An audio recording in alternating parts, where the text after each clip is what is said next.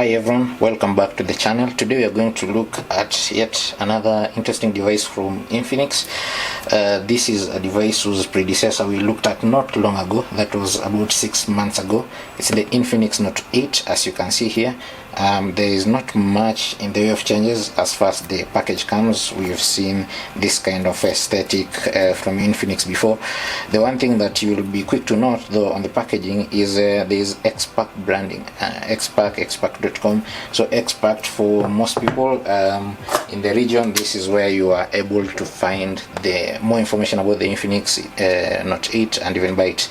So without further ado, let's go ahead, cut this wrapper and see what we get inside. So here we are. So there we go. The first thing that greets us is the device itself. Here is your Infinix Note 8. A few things to note about the device that are listed on this stick on the front. It's a 6.95 inch display, so that is unchanged from the Note 7. There's only that much further they could go. This is already a very large device. And then one other noticeable change that you'll note is here we now have what Infinix is calling dual hole or dual infinity O display, as indicated here. That is two front-facing cameras. One should be a 16 megapixel sensor and the other 2 megapixel portrait sensor. Yeah, and then here at the back, as indicated here, you are getting 4 more cameras to make up a total of 6 cameras on this device, headlined by, of course, a 64 megapixel sensor. Then another upgrade from the Note 7 is this. Under the hood we have a MediaTek Helio G80 chipset. On the Note 7 we have the G70, and then yet another upgrade is the battery. So we have a 5200 milliampere hour battery. On the Note 7 we had a 5000 milliampere hour battery, and then of course there is 18 watt fast charging. We'll check the charging brick in a few, and then yeah, that's it. A few things to note though. Down here we have a USB Type-C port, which is good. Then of course headphone jack, a microphone, your speakers. The other thing to note about the speakers is up top here, this earpiece also doubles up as a speaker to give you that dual stereo effect. Of course there's still the DTS audio that we've seen on Infinix devices this year, even though it's not written here. Yeah, so let's put this aside and look at what else we have in the box. There's this, and that's it for the upper part. There's this small box. Let's start with it. Down here you can see you're getting the SIM tray ejector pin, and that is our entry into what else we get. Some paperwork here, an XClub card, and then more XPack stuff. They have not applied the screen protector, so you get it in the box. You can apply it yourself. And then here we have a case for the device. That's about it there. Here we have this. You can see the green accents inside here. So this is your charging brick, which will enable the 18 watt fast charging that we just talked about. And then here's your USB-A to USB-C cable.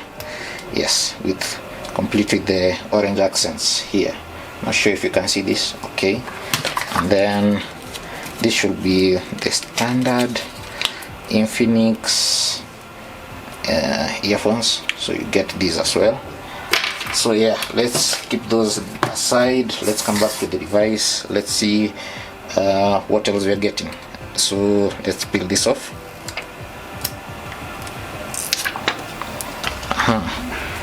And then let's remove this back wrapper. So there we are.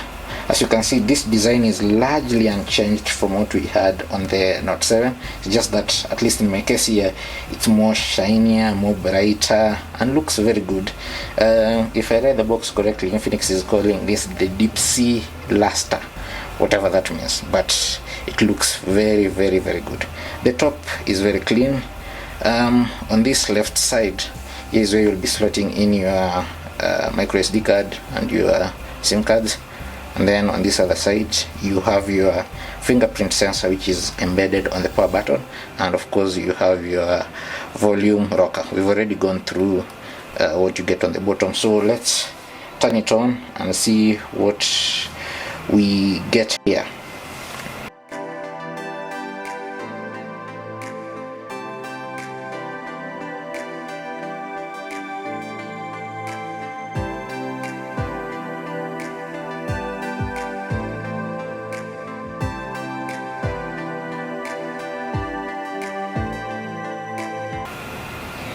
Good, so I'm done with the setup process, and this at a quick glance, this is what you are getting when you boot into the Infinix Note 8 for the first time.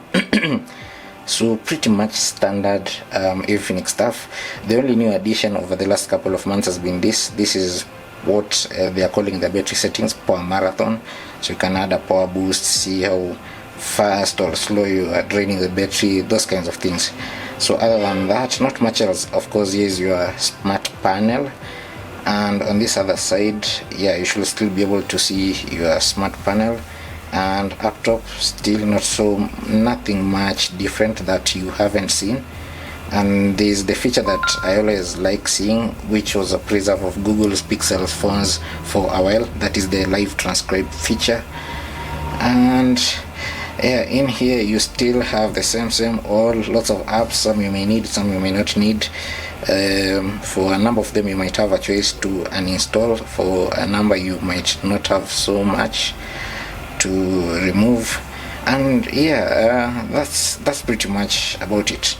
So here is your back camera. You can see one of the good things that now I really like instantly is the switch to the 64 megapixel sensor is directly accessible. You don't have to go through some menus or one more step to get to it. It's right there, so you can switch right to it as quickly as you want. And that's pretty much it. We'll be taking this device through its paces and sharing a review on the blog in due course. For now, this device is set to launch in Kenya pretty soon. Probably the time you are getting to watch this, it will be available in the market, or maybe it will be just a day or two away. And in addition to the Note 8, which is this device here, there is also the Note 8i. So those two devices are the ones that are coming, and there should be a difference in price between the two. I understand that this should be the more superior device. Yeah, that's been it. Thank you for watching. Please subscribe, and see you next time.